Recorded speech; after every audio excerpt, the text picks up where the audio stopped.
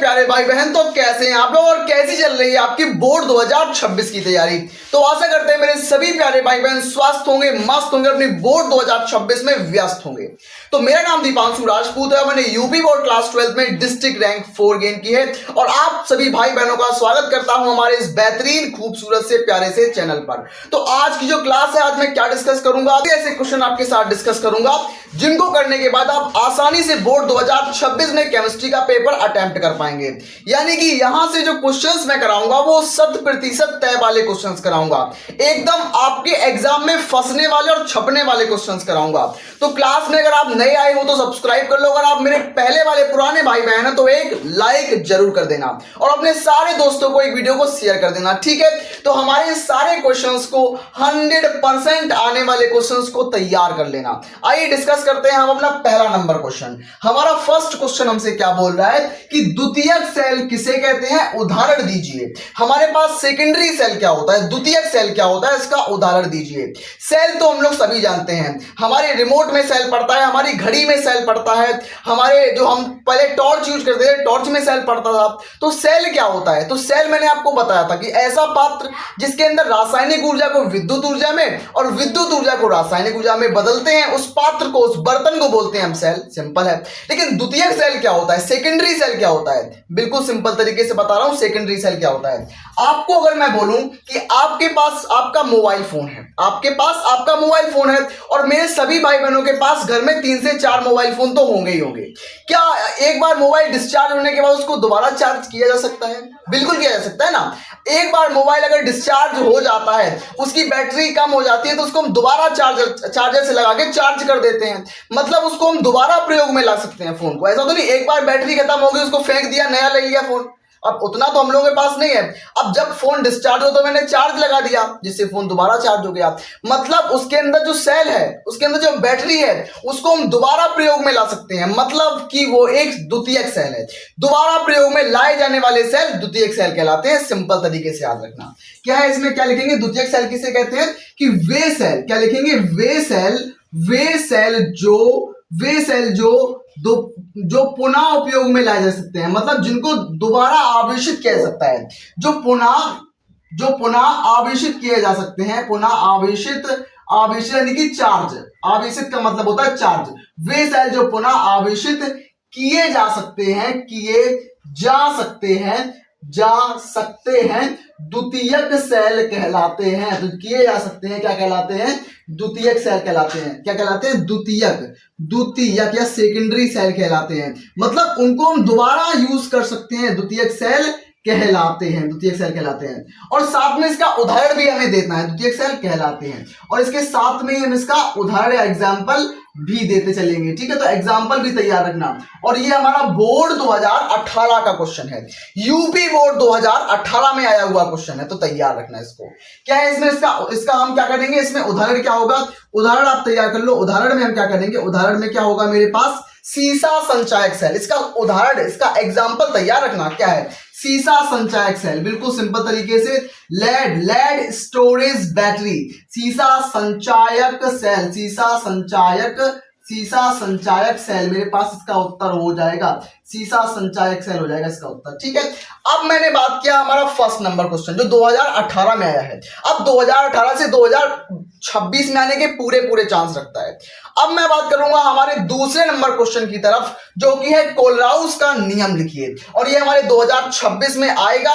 कब आएगा, 2 से 3 सेट के अंदर आएगा और 100% आएगा। मैं वादा कर सकता हूं इस चीज का कि आपके एग्जाम में जरूर छपेगा ये क्वेश्चन। तो कैसे करेंगे, मैं बिल्कुल आपको लिख के समझाऊंगा। मेरे पास बहुत सारे कमेंट्स आए थे भाई बहनों के कि भैया आप पहले से मत लिखा करो, मेरे सामने लिखा करो, जिससे मेरी भी जो हमारी अंडरस्टैंडिंग है वो बढ़ेगी। तो आपको अंडरस्टैंडिंग बढ़ाने के लिए मैं क्लास के अंदर ही लिखूंगा। कोलराउस का नियम लिखिए। तो कोलराउस भाई साहब ने हमें मोलर चालकता के बारे में बताया कि पहले हमारे पास जो मोलर चालकताएं थी, मोलर कंडक्टिविटी थी, उनको हम निकाल नहीं पाते थे। लेकिन जैसे हमारे पास जल का आयनिक गुणनफल होता था, उसको हम नहीं निकाल पाते थे। लेकिन जब मेरे पास कोलराउस का नियम आया, हमारे कोलराउस जो साइंटिस्ट हैं, उन्होंने अपना एक नियम दिया अनंत तन्यता पर मोलर चालकता की गणना करने के लिए। तो उस नियम को हम यहां पर डिस्कस करेंगे। तो क्या है हमारे पास नियम, क्या लिखेंगे, इस नियम के अनुसार, कोलराउस के नियम के अनुसार, तो क्या लिखेंगे, इस नियमानुसार फिर कोमा और इन्वर्टेड कोमा को आपको लिखना है। जैसे जैसे मैं यहां पर लिखूंगा बिल्कुल वैसे वैसे आपको बोर्ड में कॉपी पेस्ट कर देना है सिंपल तरीके से। इस नियमानुसार कोमा इन्वर्टेड कोमा अनंत तनुता पर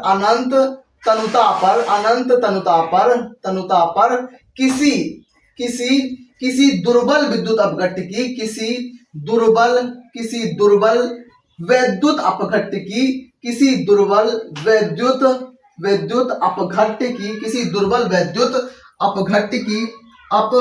की मोलर चालकता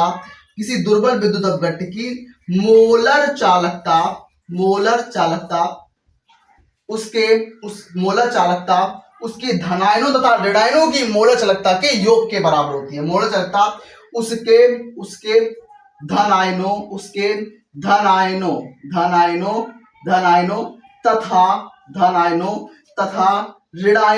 तथा ऋणायनों की मोलर चालकता ऋणायनों की मोलर चालकता के योग के बराबर होती है। मोलर चालकता के योग के बराबर होती है। के योग के बराबर होती है। तो इस सिंपल तरीके का रूल जो है हमारा नियम है वो कोलराउस भाई साहब ने दिया। तो आपको मैंने लिख लिख कर समझाया, अपने हाथों से लिख लिख कर समझाया कि आप लोगों को समझ में आए। क्या नियम है कि इस नियमानुसार अनंत तनुता पर किसी दुर्बल वैद्युत अपघट्य की मोलर चालकता उसके धनायनों तथा ऋणायनों की मोलर चालकता के योग के बराबर होती है। बिल्कुल सिंपल सा यहाँ पर नियम है हमारे पास। उन्होंने एक सूत्र भी दिया, उस सूत्र को तैयार कर लो। क्या है सूत्र? वो ये सूत्र हमसे क्या बोलता है, इनका सूत्र क्या होता है कि लैम्डा एम इन्फिनिटी बराबर क्या होता है, lambda m infinity positive plus lambda m infinity negative. ये मेरे पास क्या है, ये हमारे पास कोलराउस भाई साहब ने नियम दिया। जो मेरे पास अनंत तनुता पर मोलर चालकता होती है वो धनायनों तथा ऋणायनों की मोलर चालकता के जोड़ के बराबर होती है। ये हमारे पास कोलराउस भाई साहब ने अपना सिंपल और साधारण सा नियम दिया। ठीक है, इसके अनुप्रयोग भी आते हैं कभी कभी। तो अनुप्रयोग में आप क्या लिखोगे कि मोलर चालकता की गणना करने में और जल का आयनिक गुणनफल ज्ञात करने में, दो चीजों में आप कर दोगे। सिंपल तरीके से याद रखना। ठीक है, तो अब मैं बात करूंगा हमारे तीसरे और चौथे नंबर प्रश्न की तरफ। मेरे प्यारे भाई बहन, अब मैं डिस्कस करूंगा हमारे तीसरे नंबर का मोस्ट इंपॉर्टेंट प्रश्न, जो कि हमसे क्या बोल रहा है कि नेंसर्ट के इलेक्ट्रोड विभव संबंधी समीकरण को लिखिए व इस समीकरण में जितने चिन्ह हैं उन चिन्हों के प्रतीक चिन्हों को आप अर्थ के द्वारा समझाइए। इसका मतलब ये है,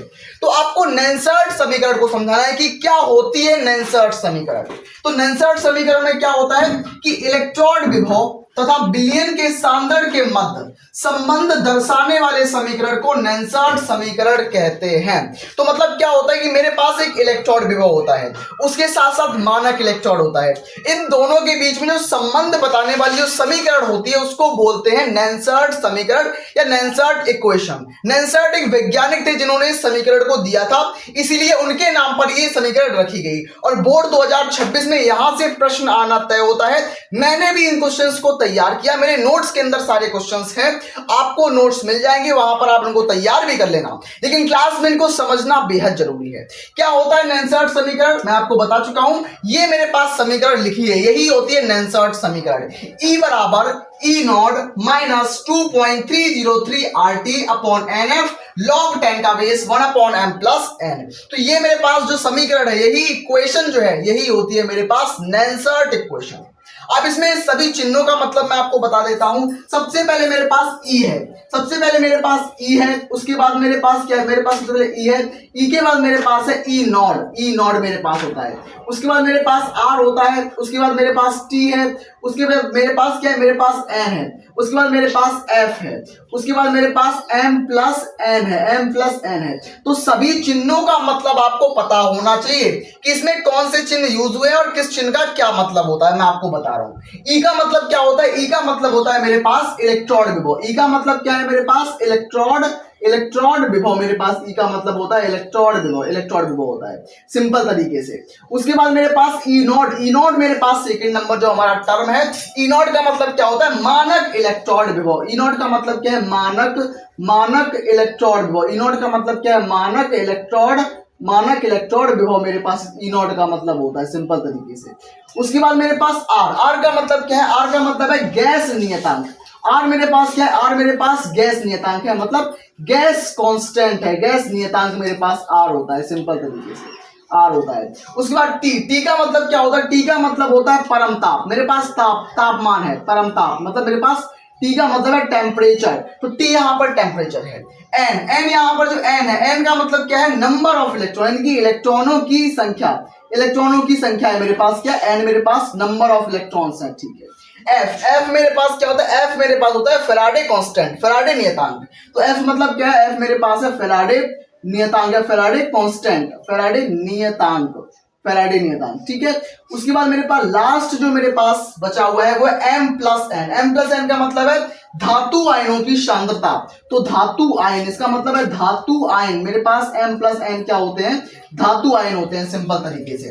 तो इस तरीके से आपको नेल्सन समीकरण को लिखना है, और लिखने के साथ साथ आपको यह भी बताना है कि किस चिन्ह का क्या अर्थ होता है, आपको उसके सामने लिखना है। तभी एग्जामिनर आपको टॉपर बनाएगा, तभी आपको टॉपर वाले मार्क्स मिलेंगे, 90 प्लस मार्क्स मिलेंगे। तो आशा करते हैं आपको तीसरे नंबर का प्रश्न आपको समझ में आया होगा। हमारे चौथे नंबर का मोस्ट इंपॉर्टेंट क्वेश्चन, और मैं बता दूं कि ये सारे क्वेश्चंस मैं वही करा रहा हूं जो 2026 बोर्ड में छपने वाले हैं। सारे क्वेश्चंस मैं आपके लिए छांट छांट के लेके आ रहा हूं, पिछले 10 सालों का एक एनालिसिस करके मैं आपके लिए लेके आ रहा हूं कि आपको केवल वही प्रश्न कराए जाएं जो आपके बोर्ड एग्जामिनेशन में डायरेक्ट आए, मतलब विद सॉल्यूशन आपको मैं दे रहा हूं। आप इनका सॉल्यूशन भी ले सकते हैं, विद स्क्रीनशॉट भी आप ले सकते हैं, ठीक है। तो क्या बोल रहे हैं कि प्रथम कोटि अभिक्रिया के लिए 4 गुण लिखिए। हमारे पास अभिक्रिया जो होती है उसकी कोटि होती है, शून्य कोटि अभिक्रिया, प्रथम कोटि अभिक्रिया, द्वितीय कोटि अभिक्रिया, तो ये हमारे पास अभिक्रियाएं होती हैं। लेकिन अगर पूछा जाए क्वेश्चन की प्रथम कोटि अभिक्रिया के 4 गुण लिखिए, 4 लक्षण लिखिए, तो हम कैसे लिखेंगे?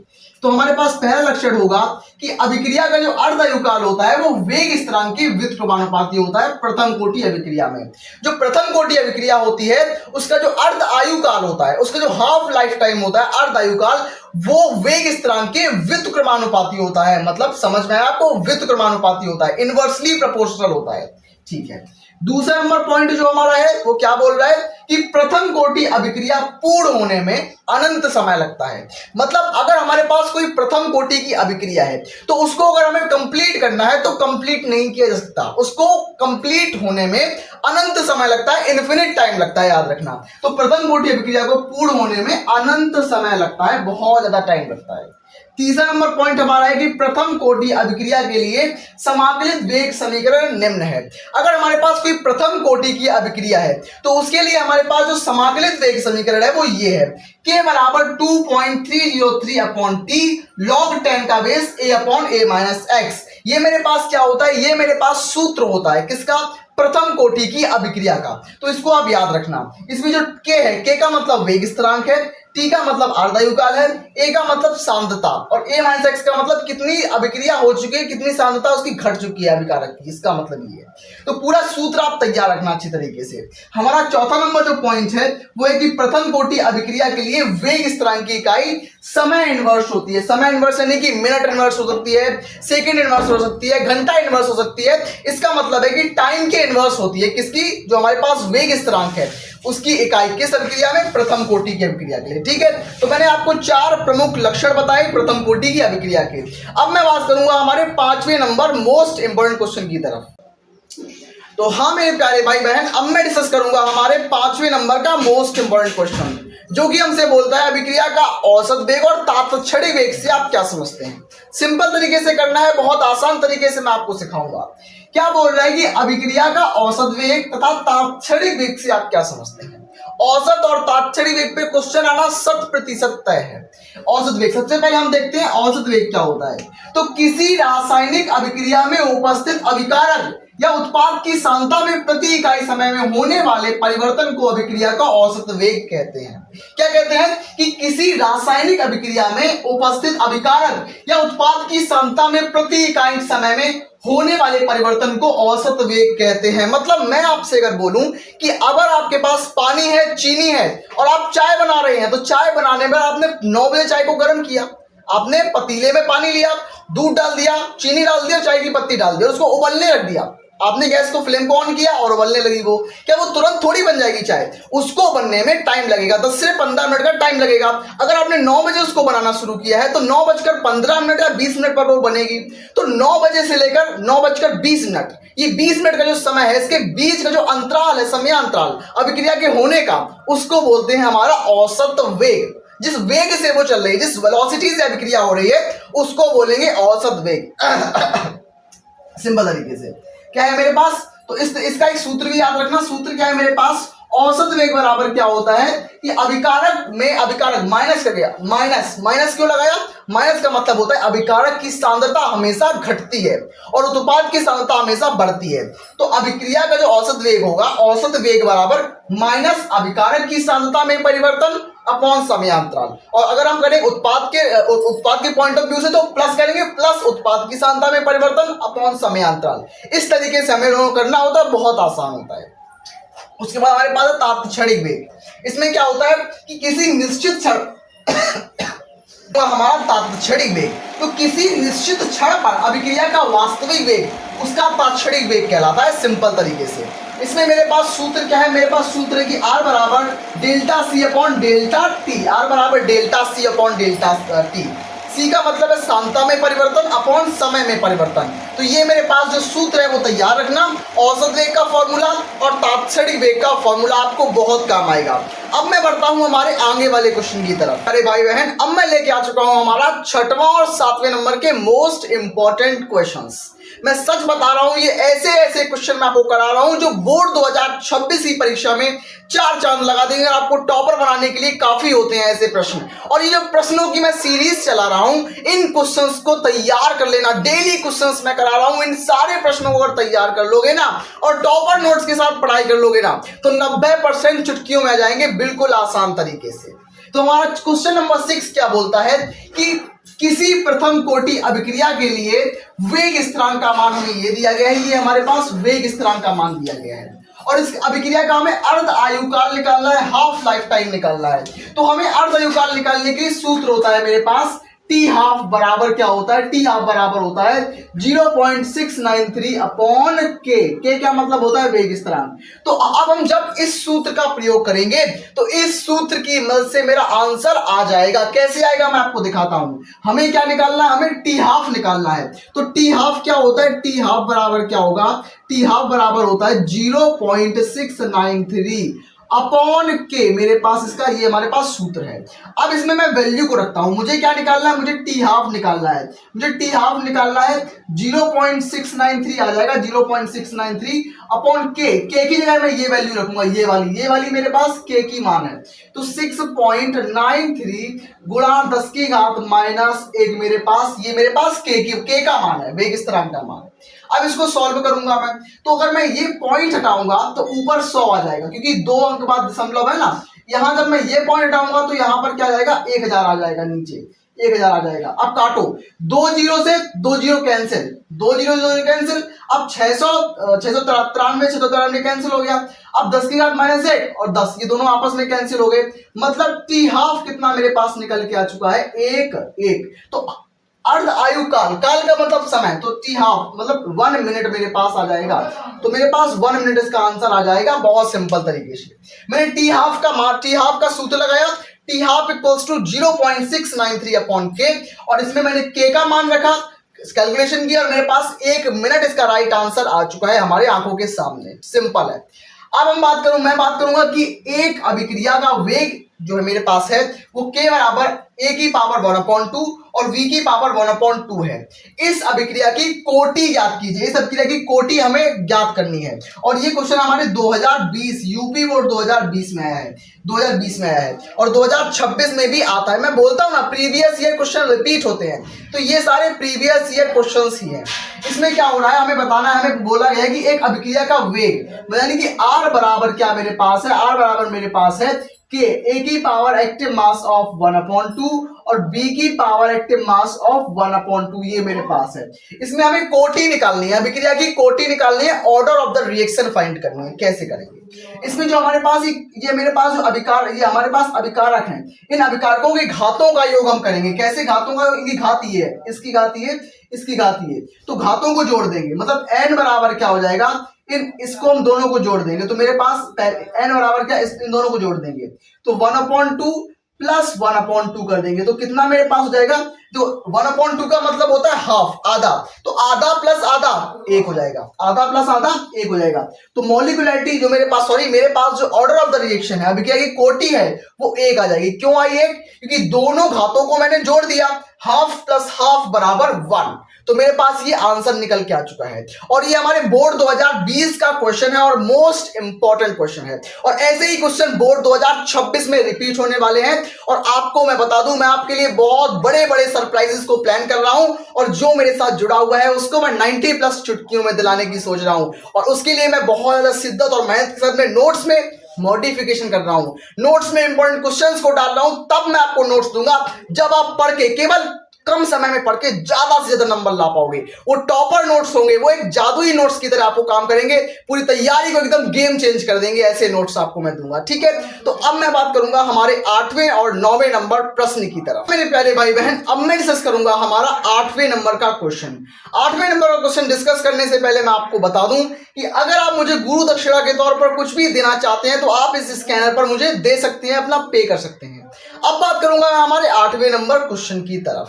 हमारा 8th नंबर क्वेश्चन हमसे क्या बोल रहा है कि प्रथम कोटि अभिक्रिया से आप क्या समझते हैं। हमारी प्रथम कोटि की अभिक्रिया क्या होती है, और एक उसके साथ हमें न्यूमेरिकल दिया गया है, और ये 2024 बोर्ड में आया है। कब आया? 2024 बोर्ड में आया, 2024 में क्वेश्चन आया है, तो 2026 में भी ऐसा क्वेश्चन बन सकता है कि क्या है कि प्रथम कोटि अभिक्रिया से आप क्या समझते हैं। और प्रथम कोटि अभिक्रिया में वेग स्थिरांक का मान 5.5 गुणा 10⁻⁴ है, ये मेरे पास के का मान है। तो हमें अर्ध आयुकाल निकालना होगा, अर्ध आयुकाल की गणना कीजिए।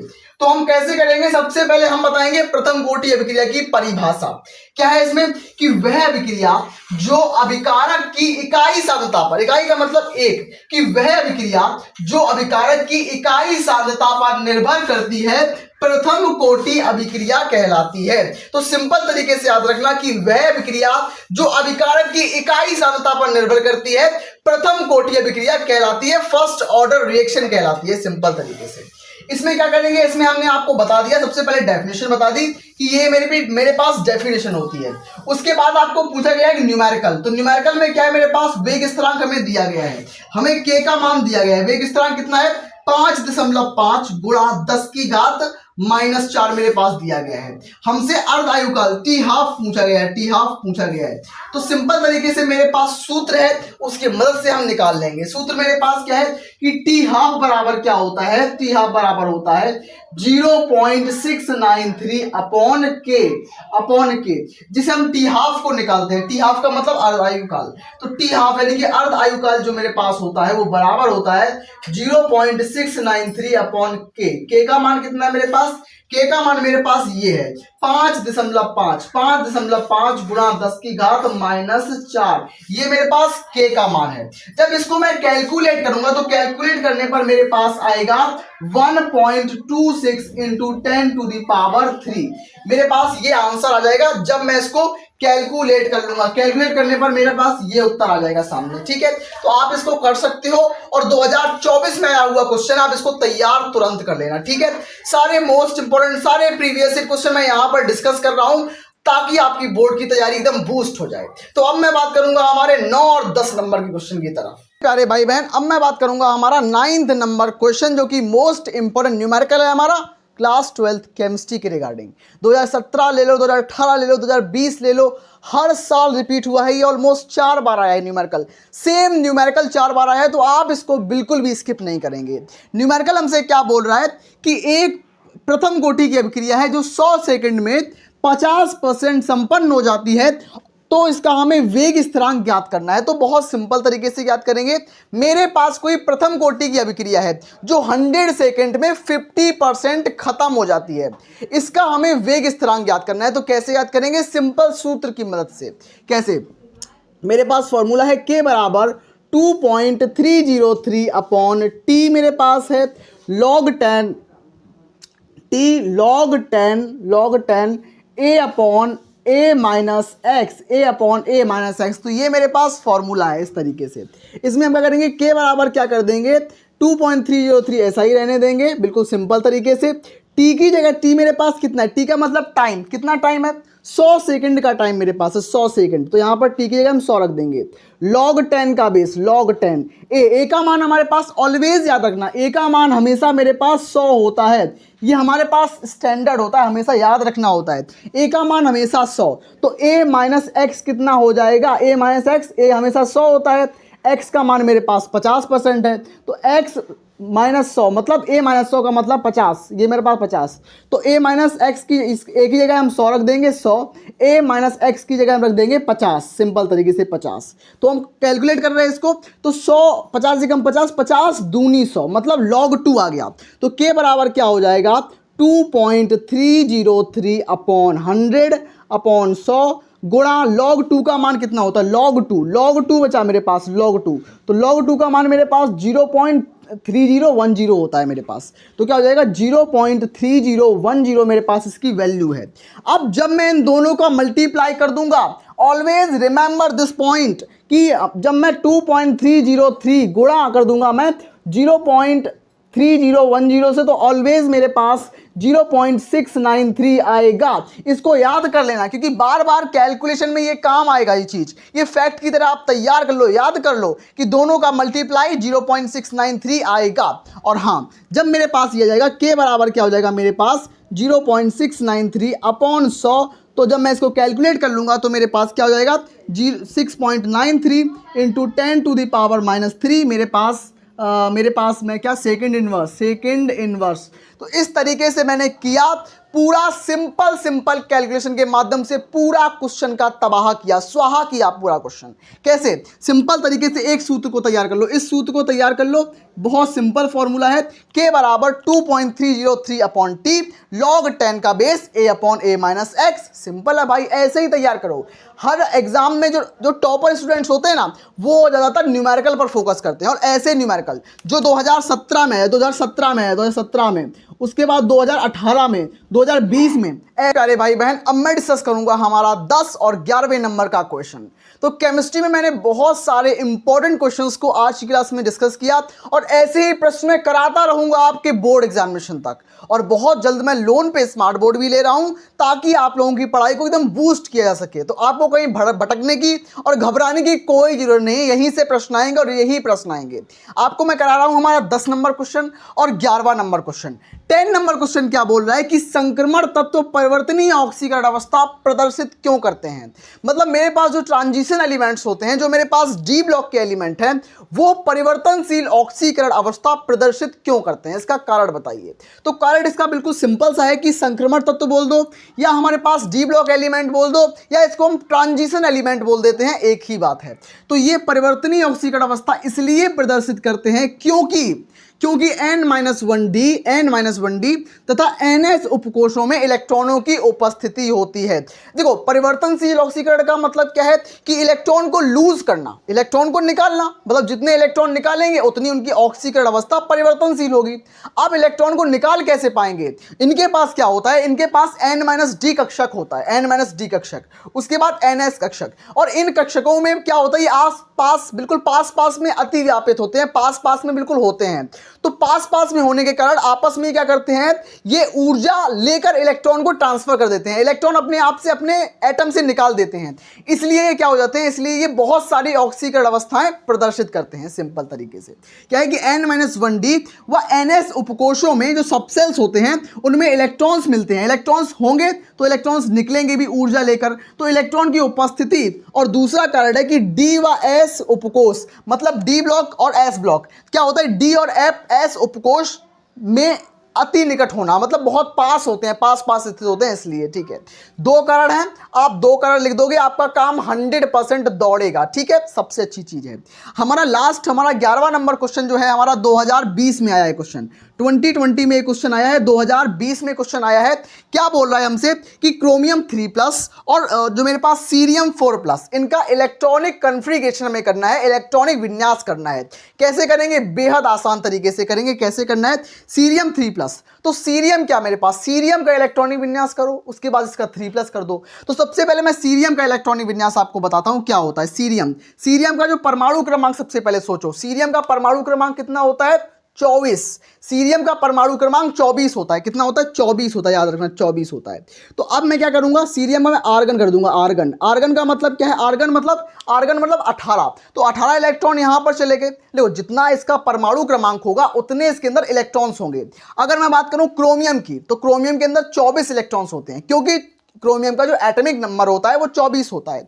तो यहां पर 24 इलेक्ट्रॉन होंगे। लेकिन मैं क्रोमियम 3+ की बात नहीं कर रहा हूं, मैं क्रोमियम की बात कर रहा हूं। अगर मैं बात करूंगा क्रोमियम 3+ की, तो 3+ में 3 इलेक्ट्रॉन्स यहां से जा चुके हैं, तभी तो 3+ आया है ना। प्लस का मतलब क्या है कि इलेक्ट्रॉन का दान हुआ है, तो 3 इलेक्ट्रॉन इसने दान कर दिए हैं। तो 24 में से 3 इलेक्ट्रॉन जाएंगे तो कितने हो जाएंगे? 24 - 3 बराबर 21 बचेंगे। तो अब मैं बात करूं क्रोमियम 3+ की, तो यहां पर केवल और केवल 21 इलेक्ट्रॉन्स हैं, केवल और केवल। अब आर्गन हो गया, आर्गन 3D मेरे पास सेल है और 4s मेरे पास सेल होता है। अब इलेक्ट्रॉन भरना शुरू हो जाता है। याद रखना, क्रोमियम और कॉपर जो होते हैं, जब इनका हम इलेक्ट्रॉनिक कन्फिगरेशन करते हैं तो यहां पर अपवाद मिलता है, एक एक्सेप्शन मिलता है, जहां पर हमारे पास s कक्षक जो होता है, जो s कक्षक है उसमें अधिकतम 2 इलेक्ट्रॉन जा सकते हैं, d कक्षक में अधिकतम इलेक्ट्रॉन 6 इलेक्ट्रॉन जा सकते हैं। तो ये मेरे पास यहां पर थोड़ा एक्सेप्शन होता है, इसको याद रखना, ठीक है। तो इसमें क्या होता है, मेरे पास 4s1 हो जाएगा और 3d5 हो जाएगा, 4s1 3d5।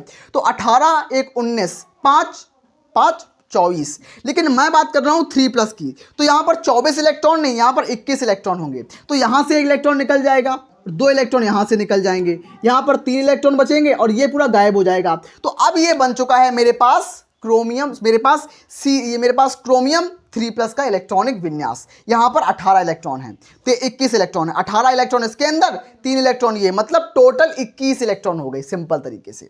अब मेरे पास सीरियम 4+, ये मेरे पास लेंथेनॉइड तत्व है, लेंथेनॉइड एलिमेंट है। इसके अंदर हम कैसे इलेक्ट्रॉनिक कन्फिगरेशन करेंगे? बेहद आसान तरीके से। कैसे?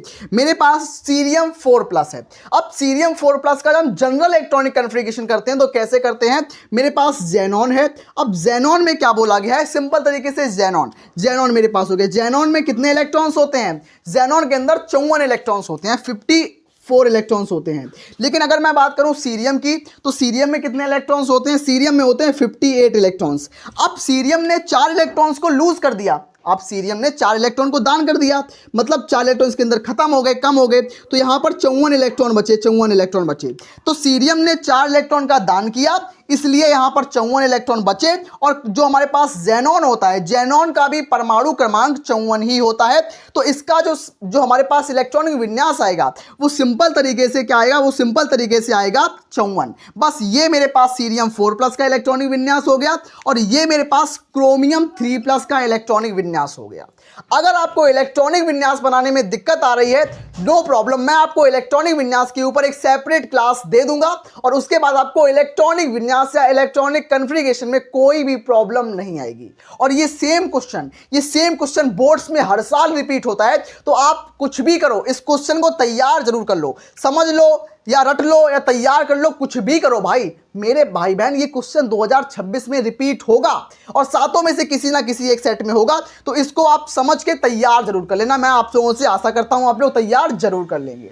तो आज की क्लास आपको कैसी लगी मेरे प्यारे भाई बहनों? क्लास में मजा आया नहीं और क्लास इंटरेस्टिंग थी या नहीं? आप किस टॉपिक पर आप नेक्स्ट क्लास चाहते हो वो भी बताना। मैं मिलता हूं अपनी नेक्स्ट और अमेजिंग क्लास में, तब तक के लिए धन्यवाद। पढ़ते रहिए, स्वस्थ रहिए, मस्त।